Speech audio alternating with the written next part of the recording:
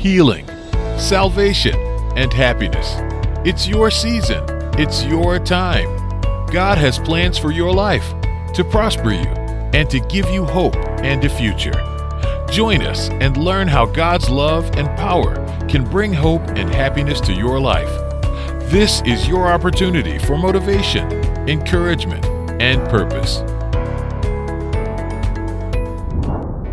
Welcome, church family. I'm Renee Johnson with the Daily Gospel Network, where we bring you the Lord's Word every day from some of the country's most inspiring churches and pastors. And today is no different.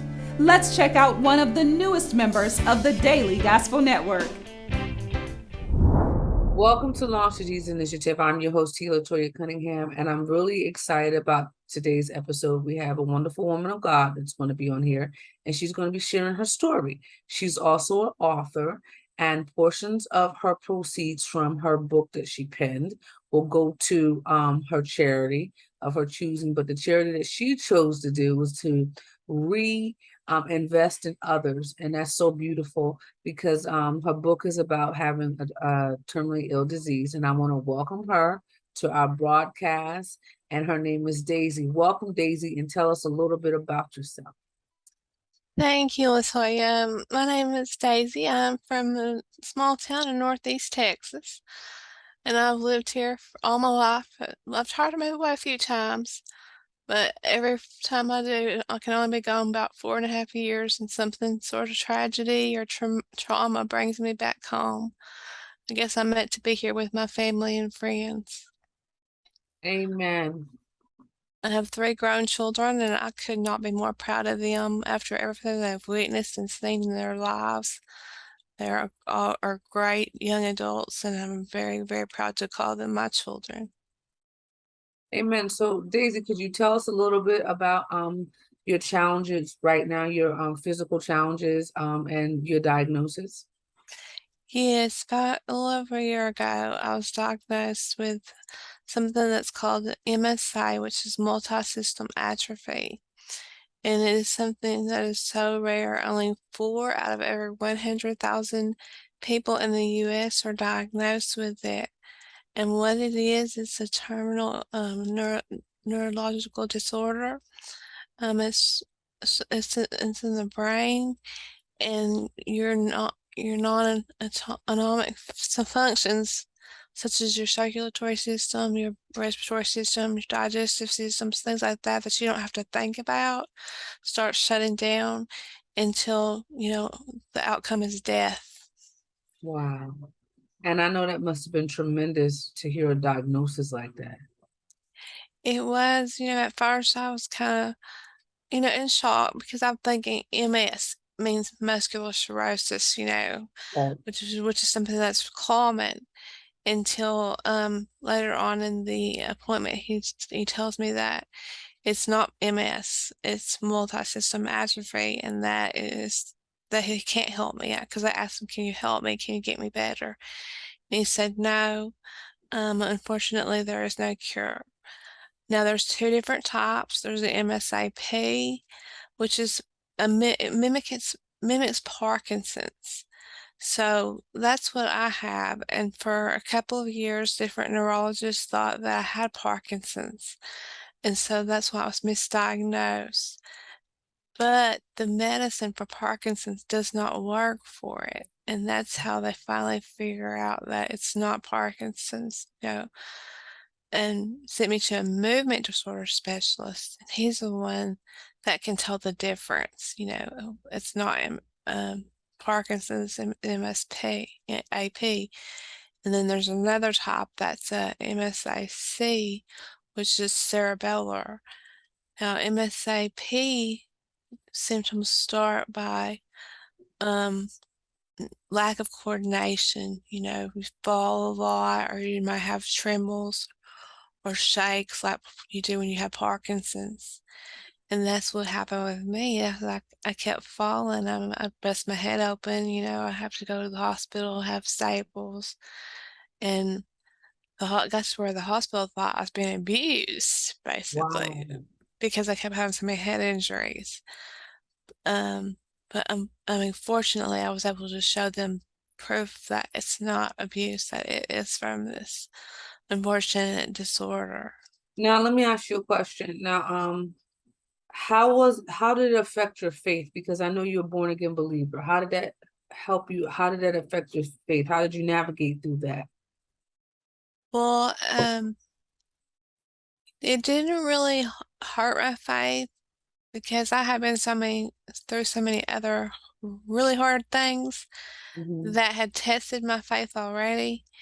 And I knew that God was with me. He's always with you, and He's going to get me through this. It's going to be hard for family and friends, and I know in the long run.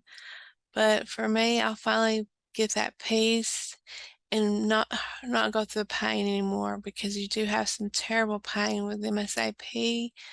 You know how a Charlie horse feels in your foot or your leg, how painful that is? Just imagine with MSAP, you get those Charlie horses in your neck and in your shoulders and in your back, and they're not just, how they let up after a few minutes in your leg and your foot. These don't let up, they last for weeks. My And God. And your children, are they believers as well? they are. I mean, they've had their faith tested several times. Within the past 3 to 4 years, they've lost their dad, they've lost their grandma, they've lost their uncle, and then their aunt committed suicide because, she lost her whole family within a short period of time. So, that's tested my children's faith, but they still remain faithful. But because sometimes these situations can do one or two things. It can draw you away from God or closer to God. And it sounds like in your case, it is drawing you and your family closer to God. And He really gives us a peace that surpasses all understanding. Now, could you tell me a little bit about your book and the name of it and the process that went into writing the book? Again, it came along after my diagnosis. Well, let me start back. When I was about 8 years old, I became a Christian. By 9.5 years old, I knew the whole Bible from the front to the back. Wow. And I had read it, and I studied it every day. I was such a devoted Christian. I went to church camp every summer. I participated in Texas State Bible drills and won second place one year. And my mom played the piano, so I was at church every Sunday morning and Sunday night and Wednesday night, and even afterwards for church for choir practice. Um, but my recreational activities, they included church. That's it. That's how much I loved church, and I loved learning about Jesus and God and the Holy Spirit. That's all I wanted to do. So now I, right after my diagnosis, I got a vision from God. It was this big, bright light. And out of that light came some praying hands. And then they opened their arms widely, and I heard, "My child, your time is near, but you must tell your story first from the beginning." Mm.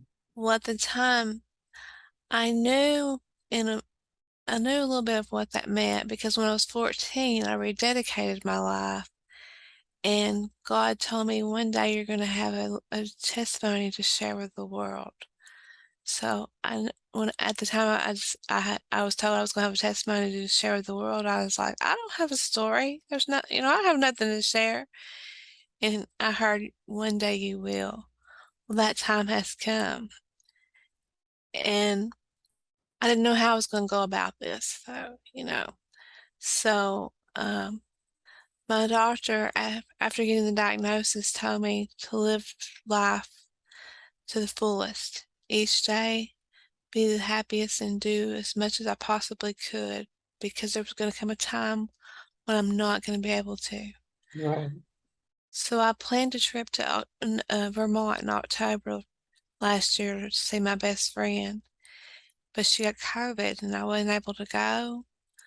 Well, my husband and I drove by the church in the town, the big church in the town, and there was a sign on it that said Kirk Cameron was coming the following week. I love him. Oh, I do too, Latoya. And so my husband saw that sign and he said, Kirk Cameron's going to be there next week. Would you like to go there since we can't go to Vermont? And I said, okay, yes, I would, you know. He said, well, why don't you call your mom and see if she wants to go with you? So I called her and she said, yes, she would go. So I went home and I bought VIP tickets where we could go and get our pictures taken with him and go for question and answers. Well, when we got to the question and answer part, I, I'm in a wheelchair with this condition, by the way. So I'm at the end of the row, in the front row in a wheelchair. And I raised my hand, but I put it down because I got too nervous. Mhm. And this man in the middle of the aisle, he raised his hand, and Kirk said, yes, sir. And he said, that lady down there, she has a question for you. And he pointed to me. And I said, and I guess that was meant for me to ask this question. So I said, well, are you going to be having a Savers reunion? And he said, well, you know, Alan Thicke passed away, but Joanna Kearns, Tracy Gold, Jeremy Miller, and I have been discussing that. So Mhm. great. I said, now, Kirk, I want you to know that when I was a teenager, you were my celebrity heartthrob.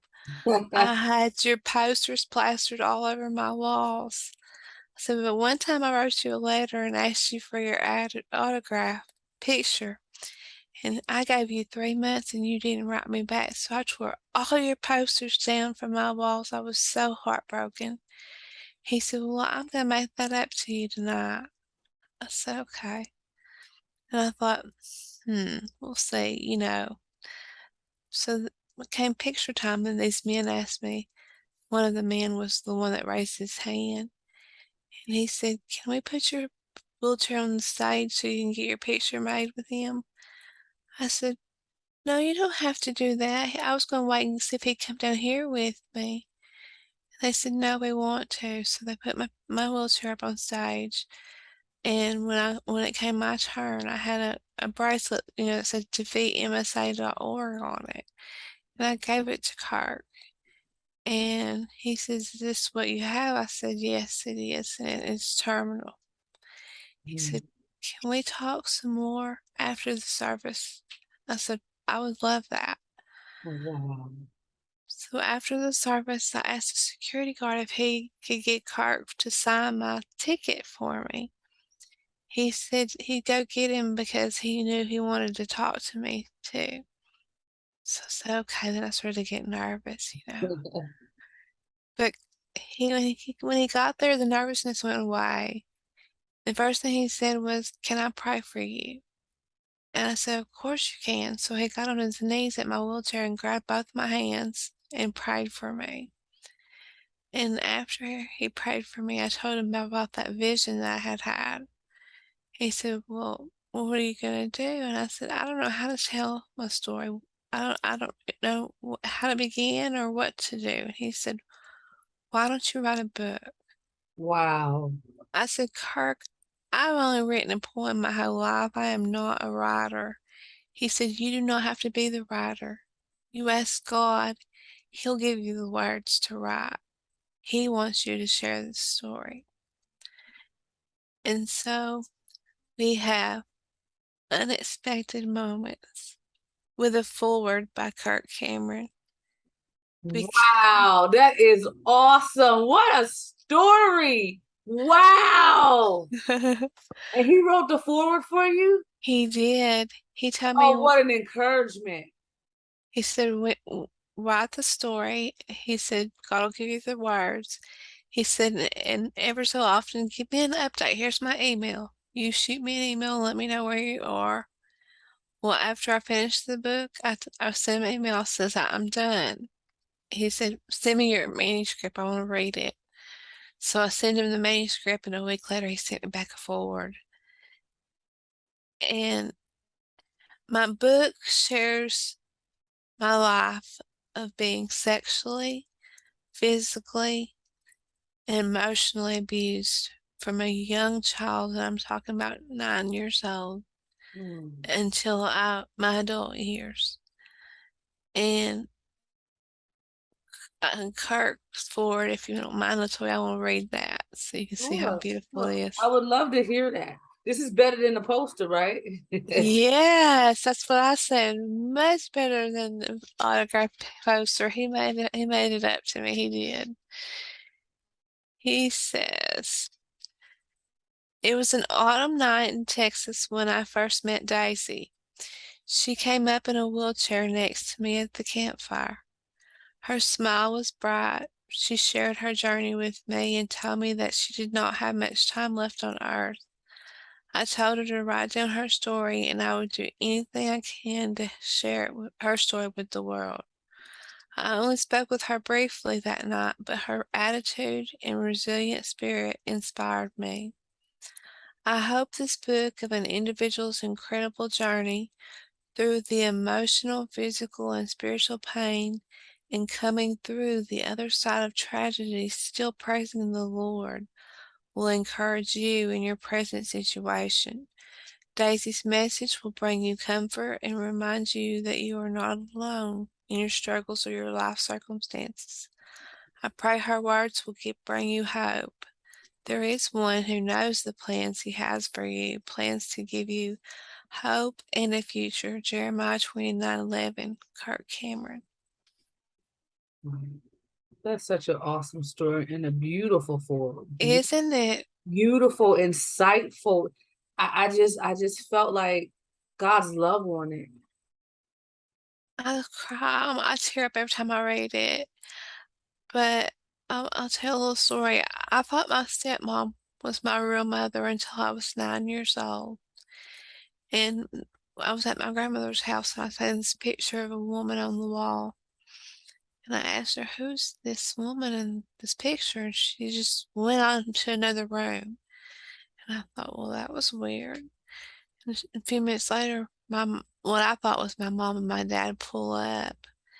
And she stays on the hood.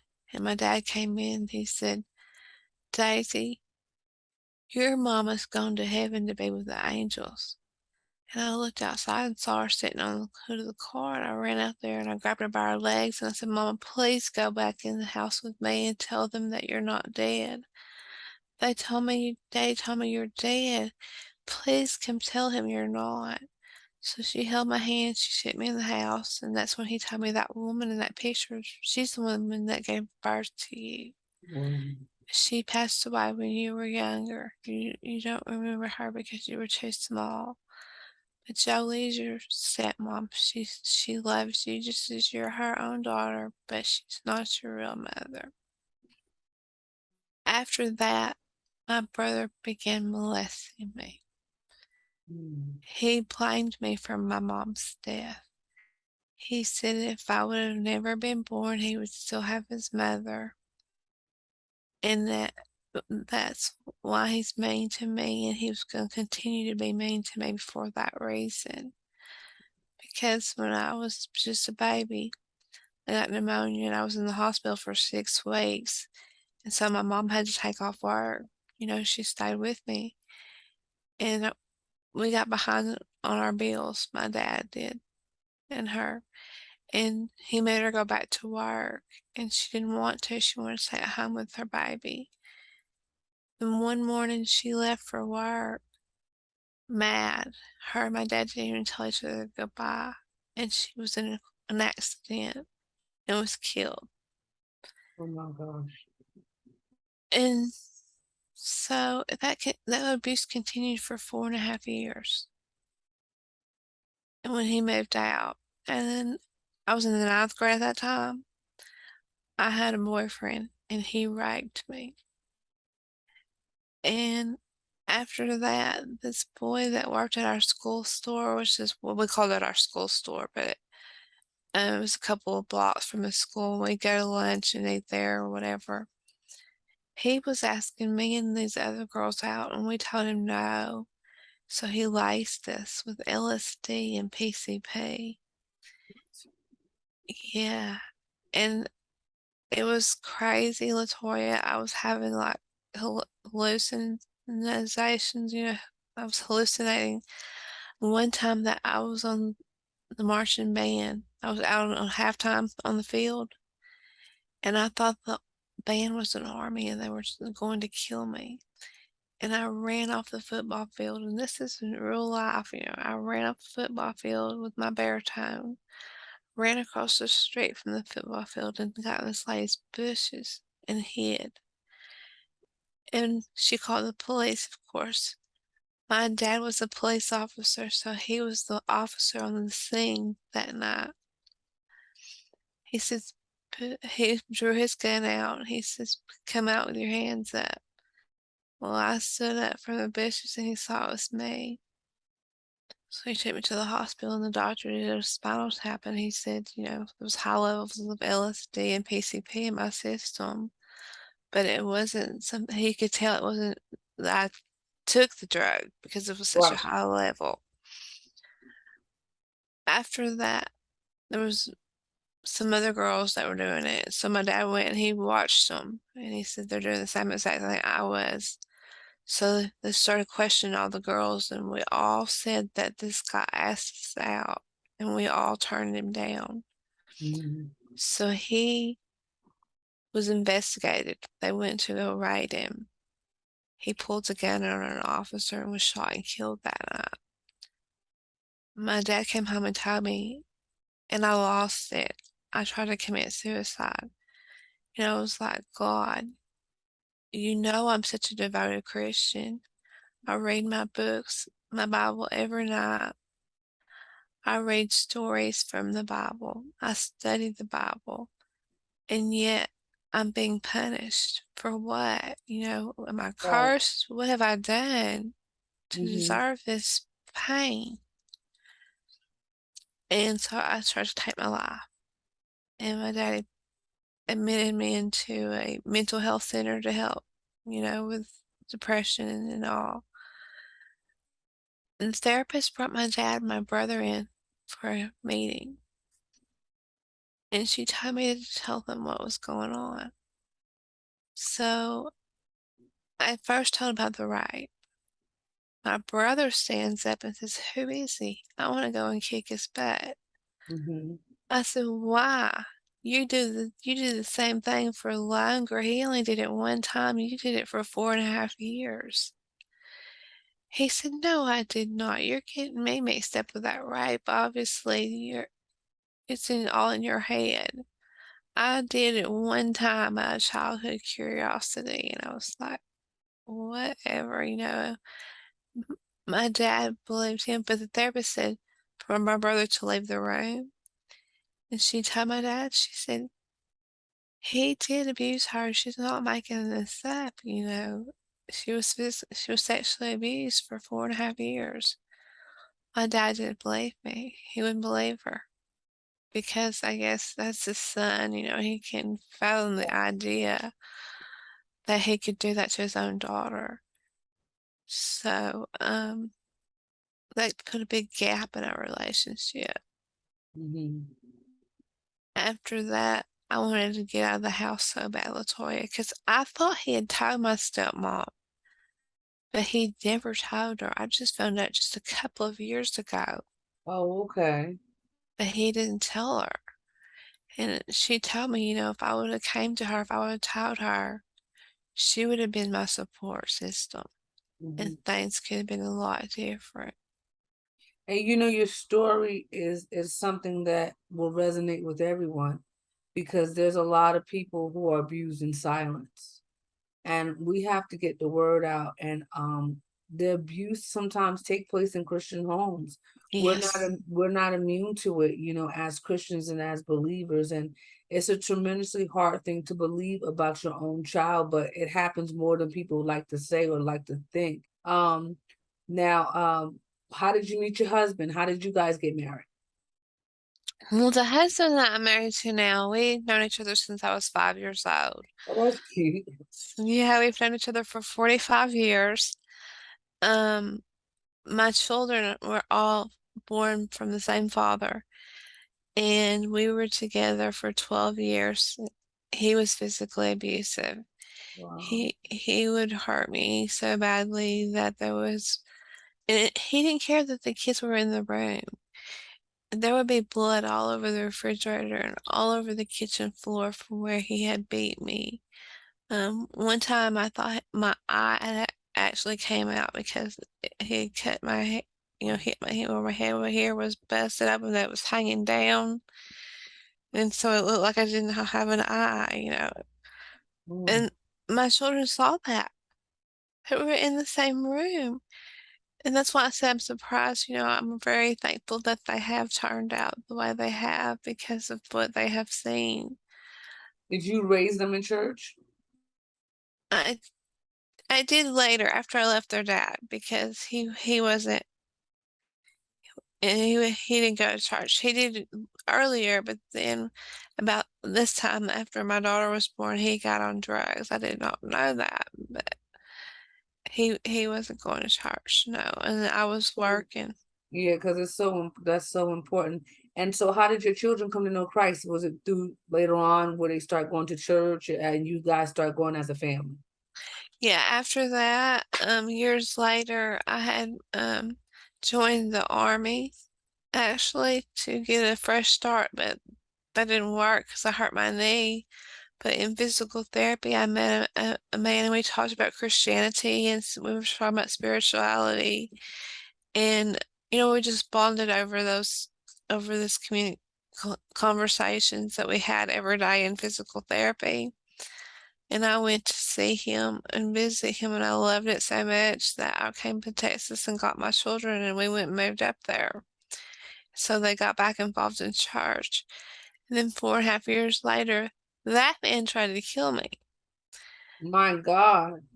And I got hit over the head with a ceramic dish, a big decorative bowl. Mm. And I was in the hospital for 2 days before I woke up, and I asked my friend where was my children, and they were with the preacher and his family. Wow. Wow. But yeah, at that point I had traumatic brain injury and I had spinal fluid leaking from my brain. And I was very close to losing my life. And the doctor told my friend that he didn't just hit me, that he tried to kill me. And through it all, you believed in God. That's amazing. That is amazing. So, where could they find the book? I have a website, unexpected-moments.com. You can go there, or that website came with my publishing package, so there's only a limited amount of bandwidth a month. So if they go to it and it's temporarily down, they can find me on Facebook under Daisy Paige, author. And from there, I have the link to the website, and I will also give it to you, Latoya, because it's a really long link. Okay. And I want to make sure they get it right so they can purchase my book there. Because if you do purchase it on Amazon, it is available there, or Barnes and Nobles, Apple, Google. But if you purchase it from my website or Ex Libris, which is the other site, I get more proceeds, and I donate a percentage of the proceeds, So if they do buy it from Amazon or whatever, I don't get as many proceeds, and that way less money goes to charity.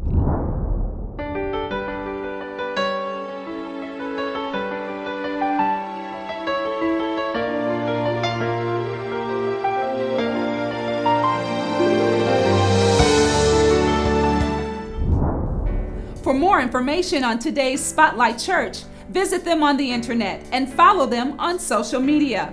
I'm Renee Johnson with the Daily Gospel Network. And until next time, remember, we can do all things through Christ who strengthens us.